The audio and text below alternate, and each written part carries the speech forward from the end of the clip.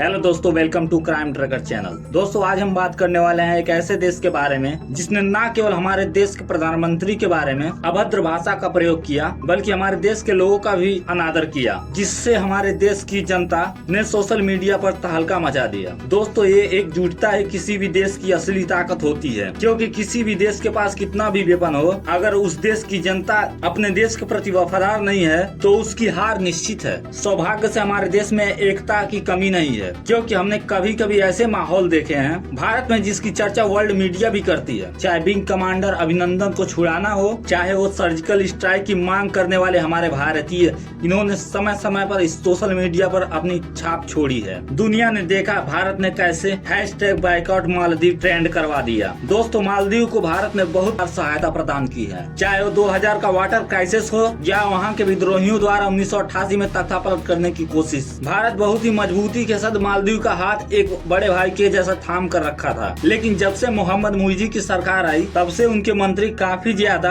भारत के बारे में जहर उगलने लगे। दोस्तों, क्या आप जानते हैं भारत ने इस 6 लाख की जनसंख्या वाले मालदीव को कितनी बार मदद की है? आज हम सब बताएंगे इस वीडियो में। हालांकि ये बात सोचने वाली है, कैसे एक पिद्दी सा देश इतने विशालकाय देश से उलझ कर अपनी सामंत बुलाई है। दोस्तों, भारत ने जितने भी छोटे छोटे पड़ोसी मुल्क हैं, वो केवल और केवल भारत की दरिया दिली पर महफूज हैं। वहीं आप चाइना को देख ले, अपने छोटे छोटे पड़ोसी मुल्कों की क्या हालत बना कर रखी है। आपने देखा होगा श्रीलंका को, उसके यहाँ कैसी क्राइसिस आई थी 2019 में, उसके पीछे चाइना का हाथ सामने आया। दोस्तों, चलिए बताते हैं भारत ने कब मालदीव की मदद की है। जब मालदीव 1966 में ब्रिटिश शासन से आजाद हुआ तो भारत ही पहला देश था जिसने मालदीव को एक स्वतंत्र देश का दर्जा दिया। दोस्तों, 1988 में अब्दुल्ला लुत्फी के नेतृत्व में मालदीव में सरकार के खिलाफ तख्तापलट करने की कोशिश की गई कुछ अलगाववादी ताकतों द्वारा। उन सभी अलगाववादियों ने हवाई अड्डों, बंदरगाहों, रेडियो स्टेशनों पर पूरी तरह से अपना कब्जा कर लिया। उस मुश्किल घड़ी में हमारे भारत ने ऑपरेशन कैक्टस चलाया, जिसके परिणाम स्वरूप 19 अलगाववादियों को हमारी भारतीय सेना ने मौत के घाट उतार दिया और कुछ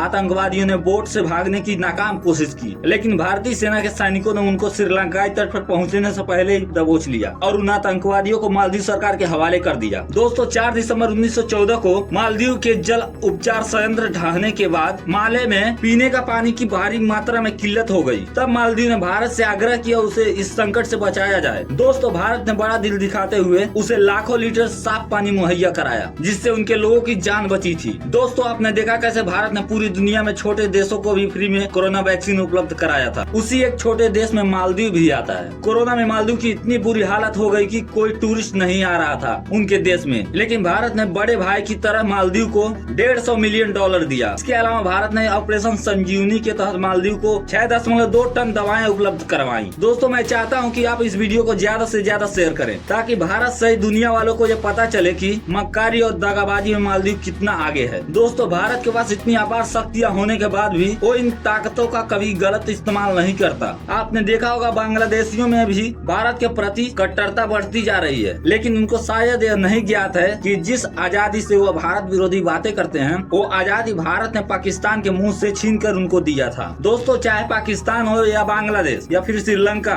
सब ने अपने अपने मंद बुद्धियों का प्रदर्शन ही किया है अपने अपने स्तर से, लेकिन भारत ने हमेशा सबका भला चाहा है। अगर भारत सच में चीन के नीतियों का अनुसरण करने लगे तो आपको ना पाकिस्तान दिखेगा, ना बांग्लादेश और ना ही उनके छोटे छोटे पड़ोसी, चाहे वो मालदीव क्यों ना हो। दोस्तों, जो बड़े विद्वान होते हैं वो कम ही बोलते हैं और कम ही क्रोधित होते हैं। दुनिया में इसका अगर कोई जीता जागता प्रमाण है तो वो हमारा भारत है। आशा करता हूँ दोस्तों ये वीडियो आपको पसंद आया होगा। अगर हमारी मेहनत आपको पसंद आई हो तो हमारे चैनल को लाइक करें, सब्सक्राइब करें। जय हिंद, वंदे मातरम।